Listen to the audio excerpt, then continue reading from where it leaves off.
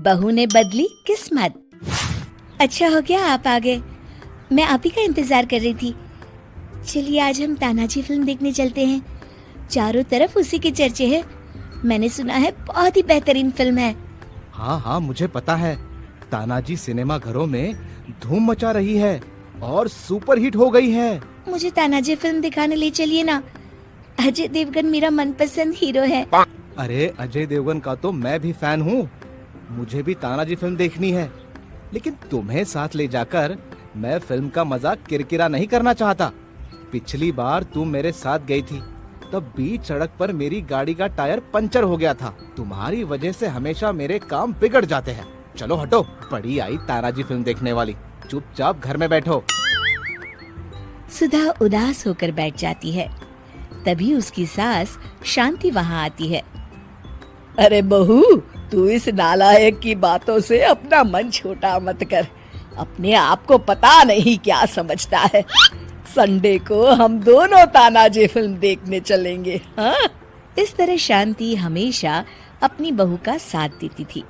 दूसरी तरफ रामलाल सुधा को पत्नी नहीं पनौती समझता था। एक शाम जब रामलाल अपने दफ्तर से लौटता है। अरे रामू, आज बहू की सुबह से तबीयत खराब है, तू जल्दी से इसे किसी अच्छे डॉक्टर के पास ले जा। अरे माँ, इस वक्त मेरा दिमाग खराब मत करो यार। दफ्तर में काम करके आज मैं थक गया हूँ, और फिर तुम्हारी बहू तो 12 महीने बीमार रहती है। इसका तो हमेशा का नाटक है। मैं कुछ नहीं जानती, तू अभी इसी वक्त बहू को लेकर डॉक्टर के यहाँ जा। आखिरकार मजबूर होकर रामलाल सुधा को डॉक्टर के पास ले जाता है। फिर अगले दिन दफ्तर में बॉस हरीश के काम से खुश होकर उसका प्रमोशन कर देते हैं। ये देख रामलाल चिढ़ जाता है। उसी शाम क्या है ये, कभी ज्यादा नमक कभी कम नमक, और आज तो खाने में बिल्कुल नमक नहीं है। अरे एक तो कोई काम तुमसे ठीक होता नहीं है, कम से कम खाना तो ढंग से बनाना सीख लो। माफ करना जी, मैंने तो खाने में नमक डाला था। अच्छा, तो अब तुम बहस कर रही हो, मुझसे बहस कर रही हो। एक तो आज दफ्तर में बॉस ने मेरी जगह उस हरीश के बच्चे का प्रमोशन कर दिया। सच कह रहा हूँ, जब से सुधा इस घर में आई है तब से मेरी जिंदगी में मनुष्यत छा गई है। अरे जब देखो तब तू बहू के काम में नुक्स निकालता रहता है, हैं? मेरी बहू के आते ही तेरी नौकरी लगी थी, भूल गया तू? अब भी वक्त है, सुधर जा रामू, सुधर जा। अरे छोड़ो माँ, तुमसे क्या बात करना। तुम तो अपनी लाडली बहू की वकील हो। कुछ दिनों के बाद अरे आज इतना बड़ा टिफिन क्यों दे रही हो? आप भूल गए, आज आपका जन्मदिन है, इसीलिए मैंने आपकी मनपसंद खीर बनाई है। हाँ ठीक है, टिफिन दो, मुझे देर हो रही है। रामलाल के दफ्तर पहुंचते ही सब लोग उसे जन्मदिन की बधाई देते हैं।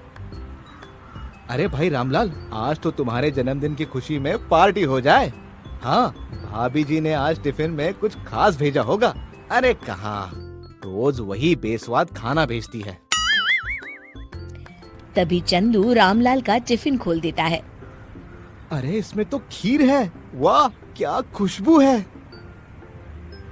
तभी वहाँ बॉस आ जाते हैं। अरे भाई, इतनी अच्छी खुशबू है, हमें भी खिलाओ। हाँ सर, क्यों नहीं, ये लीजिए। दफ्तर के सभी लोग सुधा की बनाई हुई खीर बड़े चाव से खाते हैं। क्या खीर है? अच्छा, खीर इतनी अच्छी बनी है, मुझे तो विश्वास ही नहीं होता। चलो, वाह रामलाल, कसम से आज ये खीर खाकर मुझे मेरी माँ की याद आ गई। मेरी माँ बिल्कुल ऐसी ही खीर बनाती थी। आज तुमने मेरा दिल जीत लिया। इसी खुशी में आज से तुम्हारा प्रमोशन करता हो। जाओ ऐश करो। रामलाल खुशी से फूला नहीं समाता। आपका बहुत बहुत धन्यवाद सर, लेकिन एक शर्त है, हर संडे मुझे ये खीर खाने के लिए मिलनी चाहिए। अरे सर, संडे क्या, आप कहेंगे तो मैं रोज ही आपको खीर लाके खिलाऊंगा। शाम को रामलाल खुशी खुशी घर पहुंचता है।